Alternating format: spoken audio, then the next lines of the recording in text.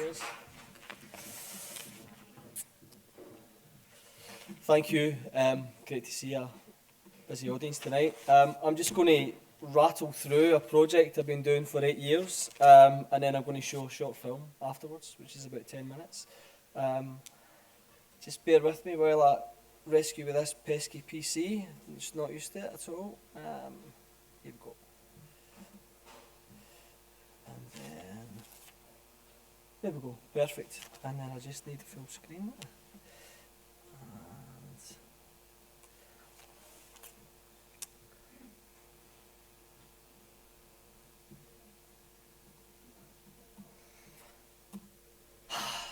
PCs, bloody nightmare. So for the past 8 years, I've been kind of doing a self-funded, self-promoted documentary project on Glasgow's Renaissance. I call it the Renaissance. It's not my term. It was a term that came from the City Council, 2006, when Glasgow embarks on yet another regeneration of the city. I think what's important from this quote is this idea of, looking to the future and not repeating the same mistakes of the past. So the Renaissance as a term is a positive term. It's about rebirth, and anybody who's from Glasgow, and I'm from Glasgow, and I'm from the East End, and we all want the city to be regenerated. We all cry out for it. But the city seems to be in this constant reflux, constant change, constant. Every 30 years or so we go through the same process.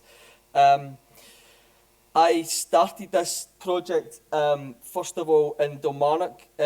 This project was started as a result of I was doing a Masters in documentary photography, and living in Brisbane at the time, and when Glasgow was, the East End was announced, Commonwealth Games, it was going to be utopia, it was going to be fantastic, and I thought, what a great place to start this project and to start documenting, but there was nothing really happening in Kilmarnock for a long time. This was Kilmarnock in 2014, so this was a transition. This is where we got to, and this was during the games, and obviously the village is opened and everything's great. So I'm just going to go back again to the Kilmarnock of 2008, and this is where I started photographing Kilmarnock. Kilmarnock went from a population of about 45,000, 50,000 to about 3,000. There was nothing much left of the community. There was nothing much left there. So it was very easy to come in with a kind of utopian idea and to promise, complete transformation in the area when A, there's not a lot of people left there, and B, there's nothing there anyway. So you would be thankful for anything. You'd be thankful for a Tesco's. You'd be thankful for any kind of investment. And at the time as well, I started the project talking to a lot of the youth in Kilmarnock, because what I found was quite interesting is that in a lot of the local press and a lot of and even the national press, there was a big talk about all the apprenticeships in Kilmarnock. This was all going to local lads and lassies, all these apprenticeships. They were going to build, they were going to be the bricklayers, they were going to be the electricians. And that was all fantastic, but it seemed to be that there was a certain limit of expectation about what jobs these kids were going to get. Because if the Commonwealth Games are coming to the West End of the city, and all the parents in the West End were told their kids were all going to have apprenticeships, they would be up in arms. But the point is that there was nothing else in Kilmarnock there, and you can have this certain kind of level. So I started documenting Kilmarnock and looking, but nothing happened. And I think this is a problem when you promise all this utopia, is nothing happened for a long time in Kilmarnock. None of the building work started. And I started photographing Arden Street, which was a lovely sandstone tenement kind of block of flats that had been emptied for about 5 years. And I was photographing which I thought was empty buildings until, on the bottom right-hand corner you can see there's a sign of life there. And this was Margaret Giaconelli, who I ended up documenting for about 3 years. And basically Margaret's story, for those that don't know, Margaret purchased her house, and she, unlike everybody else, wasn't eligible to be rehoused, and she sat and waited until she got a fair price for her property. And obviously with the Commonwealth Games coming, she presumed, because the land in Kilmarnock was then worth a fortune, everybody made a fortune, the Church of Scotland made a fortune, anybody who had 10 centimetres of land in Kilmarnock sold it. So she sat and waited, and the district evaluation of what she was offered for her home was £29,000, and she refused that. And then there was a long kind of battle ensued.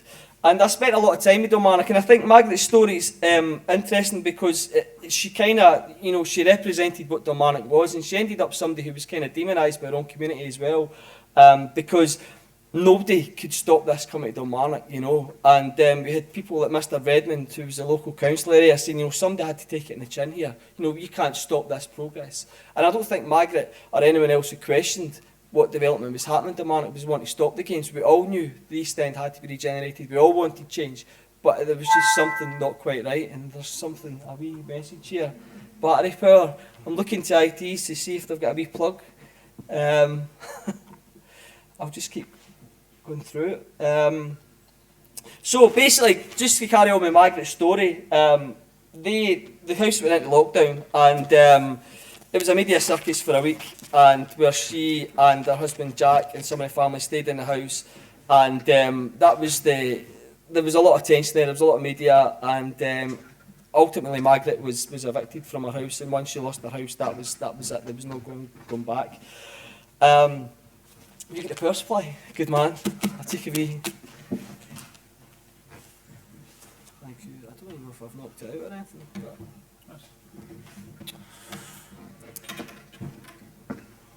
sorry. I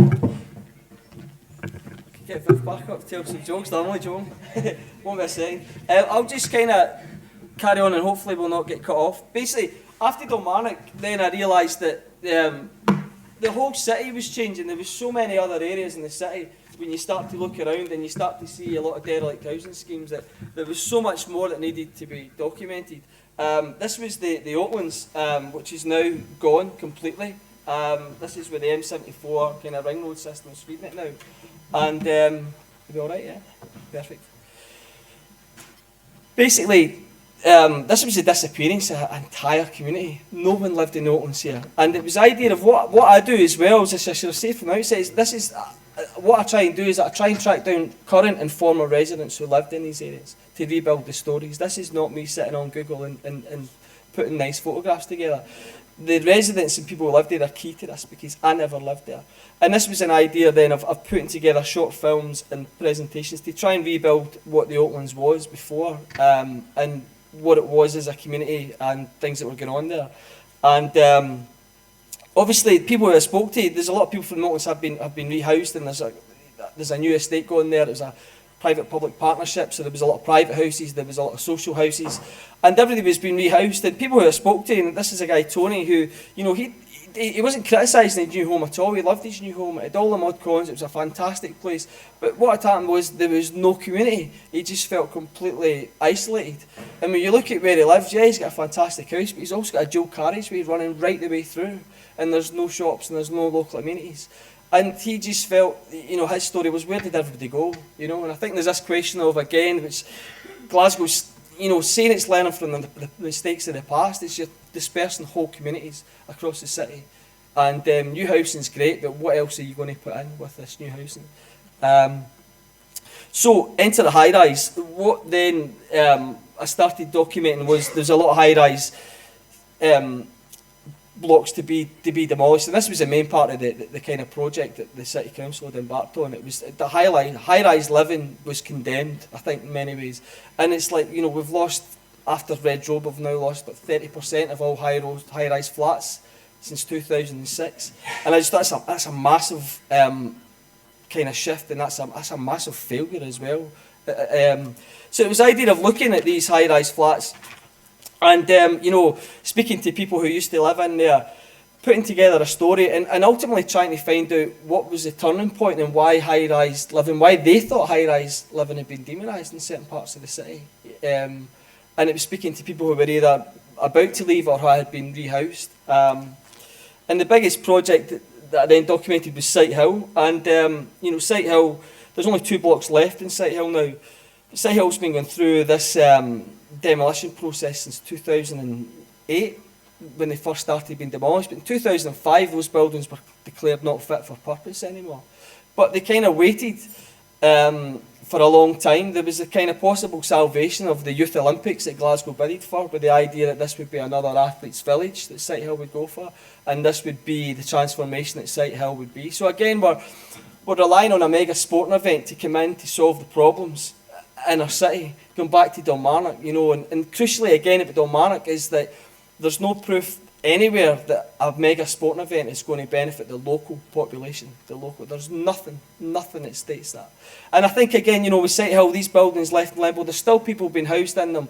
They're tearing down other ones saying they're not fit for purpose, but we'll put you in some new heating and a wee bit of insulation, and it's the whole building, the whole area is then condemned.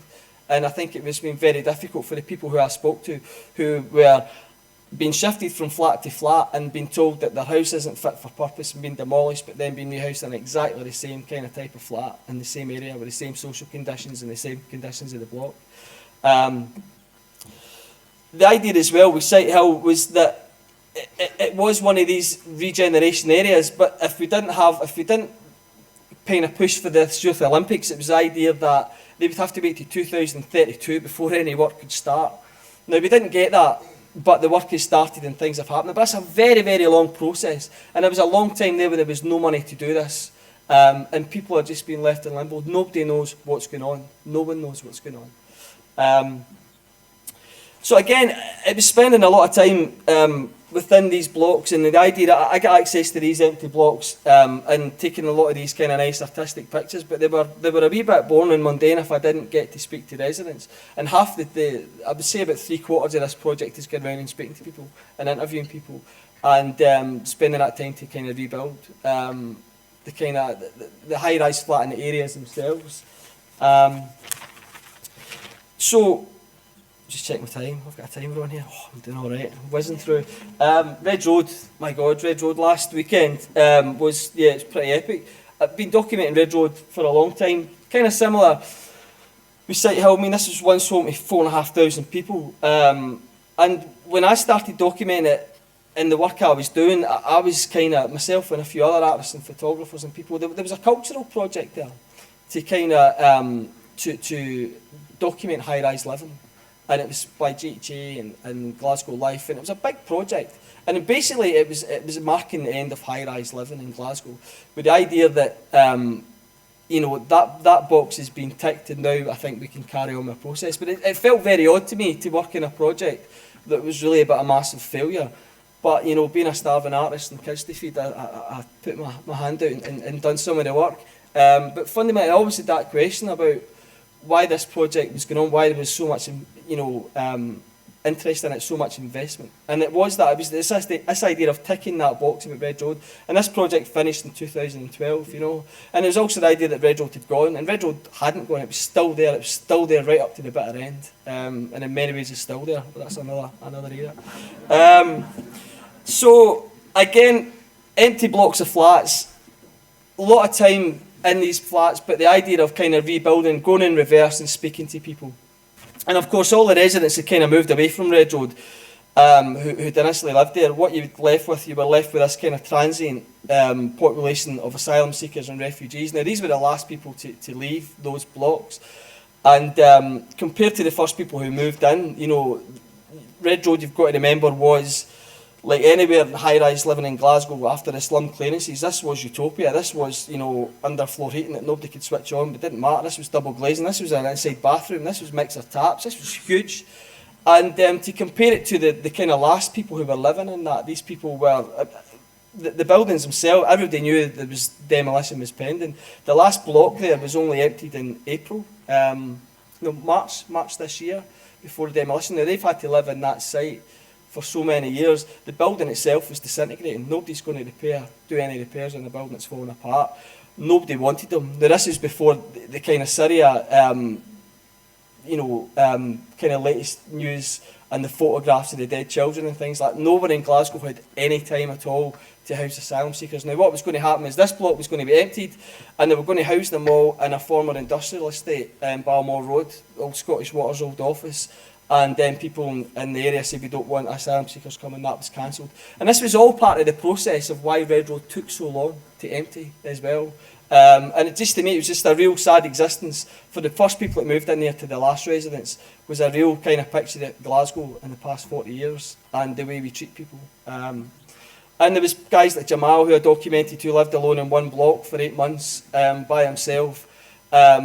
He was destitute, which meant he was he could be thrown out of the country at any point, and he knew if he left his flat he would have to leave the country. So he sat there for 8 months while demolition work was going on around his flat. He had his own lift shaft, the workers had their own lift shaft. It was just absolutely bonkers that this was going on in Glasgow, and this guy had to live there for 8 months. Very quickly, again, it's the idea of, it's a long time to get these stories, and it's a long time speaking to people, and it was the idea of trying to document Red Road in another way. And we found out about this underground shopping complex, we thought it was. And it turned out it was a bingo hall. And it was an underground bingo hall for up to like 800 people. It was a mecca bingo hall. Someone here might have went to it, because there's people from all over the city, apparently. It closed in the 1990s. And next door to that was a big bar. There was this underground, bar. And it was the idea again of the bar, the bingo, the bookies, was the kind of social amenities for 4,500 people, so you can kind of question, what's wrong with high-rise living and what's wrong with planning. And then, this was Red Road, just the day before it kind of went last week. And I spent a lot of time photographing the demolitions, and I think, this is one of my favourite photographs, because it was the idea of photographing the people actually watching the demolition, because everybody gets the same pictures of demolition. And I think it's really because it's the people in the north of the city who have had to live with that eyesore for a long time, and live with this idea of what's going to happen. And there's still no plans for what's going to happen on that site. There's still nothing, And there's also this thing in Glasgow, but the land's got to lie and land's got to settle. That's all bullshit. That's just because nobody knows what's going on. Tesco aren't building anymore either, so I don't know. We can't even get Tesco's, Very quickly, just moving on. This is the project, my last project I'll show you a film about. Again, it was the idea of, I do freelance now. All this stuff's all done by myself, and I approach Glasgow museums and different organisations, because these flats here in the East End, the Whiteville and the Blueville flats, were coming down, and I thought, well, maybe there's a project, maybe there's money there, maybe there's something to document it, somebody be interested. Nobody was interested, no one cared about it at all. So I embarked on this project myself to document it. And these were, pretty kind of brutalist structures, but as you'll see from the film, it's fine for architects and photographers to say that, because they were a nightmare to live in. And it was the idea of, again, it's questioning the last residents in these flats. So what was that turning point? What happened to make these flats a happy place to live, to being synonymous with drugs, crime, nightmare, And I live in these, and every day they just become an eyesore. And the idea is, you take them away, you cut them down, knock them down, blow them down, and everything's better. And just very quickly on the idea of working with residents, is the idea of resident stories make this project for me. And if I can archive pictures from people who I speak to, and this is a family, and this is the balcony, like 25 years later, and you can see how everything's changed in the background. You can just see the kind of forged steel mill, things like that. So it was empty balconies, but there was a former kind of side of life. Oh, that's my timer, I'll tap to stop it. And and again, family pictures just emphasise that there was life there. It was once a nice place to live. And people lived there, and people managed to bring up kids there. And it was kind of unfair that they were then demonised as a whole, because there was lots of nice people that lived in there, but they just kind of hid themselves away.